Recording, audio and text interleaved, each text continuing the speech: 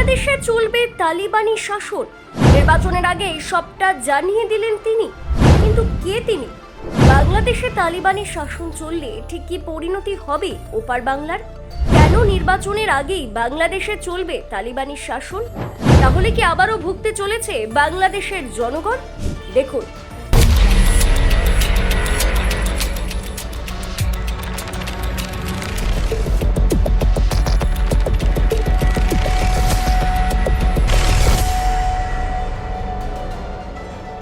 বাংলাদেশের সাম্প্রতিক রাজনৈতিক পরিস্থিতি ঘিরে নতুন করে উদ্বেগ তৈরি হয়েছে, যেখানে ইসলামী আন্দোলন বাংলাদেশের শীর্ষ নেতা মুফতি সৈয়দ রেজাউল করিম প্রকাশ্যে আফগানিস্তানের তালেবান শাসনের আদলে বাংলাদেশে একটি ইসলামী রাষ্ট্র গঠনের দাবি তুলেছেন।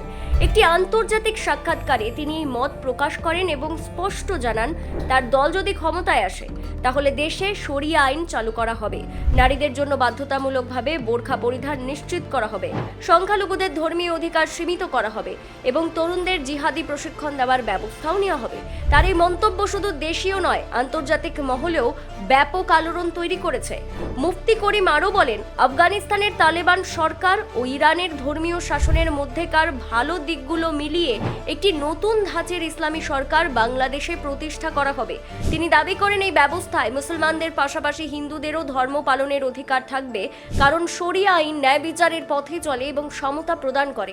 তবে মানবাধিকার কর্মী এবং দেশের প্রগতিশীল নাগরিক সমাজ এই বক্তব্যকে গভীরভাবে উদ্বেগজনক এবং দেশের ধর্মনিরপেক্ষ সংবিধানের পরিপন্থী বলে আখ্যা দিয়েছেন। এই বিতর্কিত মন্তব্য সামনে আসতেই আওয়ামী লীগ সহ অন্যান্য গণতান্ত্রিক রাজনৈতিক দলগুলোর তরফ থেকে কড়া প্রতিক্রিয়া আসে। তাদের অভিযোগ, এই ধরনের কট্টরপন্থী বক্তব্য দেশকে ধর্মনিরপেক্ষতার মূল চেতনা থেকে দূরে সরিয়ে নিয়ে যাচ্ছে।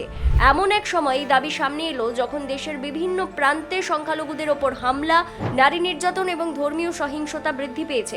আওয়ামী লীগের পক্ষ থেকে তথ্য তুলে ধরা হয়েছে যে শুধু জুন মাসেই দেশে ধর্ষণের ঘটনা ঘটেছে 63টি, যার মধ্যে 17টি ছিল গণধর্ষণ। পাশাপাশি যৌন হয়রানির ঘটনা ঘটেছে 39টি এবং নারী নির্যাতনের ঘটনা 51টি। সরকারি ও বেসরকারি সংস্থার মতে চরমপন্থী দলগুলোর রাজনৈতিক আগ্রাসন কেবল মতাদর্শগত নয়, তা বাস্তব সামাজিক বিপর্যয় তৈরি করেছে। বিশেষ করে গ্রাম ও মফস্বল অঞ্চলে মৌলবাদী প্রভাব দিন দিন বৃদ্ধি পাচ্ছে। ধর্মের নামে ভোট ব্যাংক তৈরি করে মৌলবাদকে সাংবিধানিক রূপ দেওয়ার চেষ্টা হচ্ছে বলে অনেকে আশঙ্কা করছেন। দেশের নাগরিক সমাজ এবং শিক্ষিত তরুণ প্রজন্মের একাংশ বলছে, তালেবানি শাসনের স্বপ্ন বাস্তবায়ন মানেই দেশের নারী সমাজের স্বাধীনতা ও শিক্ষা ব্যবস্থার উপর সরাসরি আঘাত। যেখানে আফগানিস্তানে মেয়েদের স্কুলে যাওয়া নিষিদ্ধ, সঙ্গীত ও চিত্রকলাকে হারাম ঘোষণা করা হয়েছে, সেখানে সেই একই ধরনের শাসন বাংলাদেশে চালু হলে এক ভয়াবহ সামাজিক বিপর্যয় নেমে আসবে।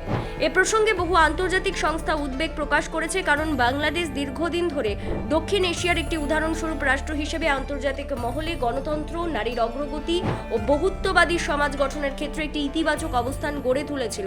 সেই অবস্থান আর চ্যালেঞ্জের মুখে। বাংলাদেশের রাজনৈতিক ও নাগরিক সমাজের এখন গুরুত্বপূর্ণ সিদ্ধান্ত নেওয়ার সময়। দেশ কি তার ধর্মনিরপেক্ষ, মানবিক ও গণতান্ত্রিক চেতনা অটুট রাখবে? ব্যুরো রিপোর্ট, অজানার দেশে।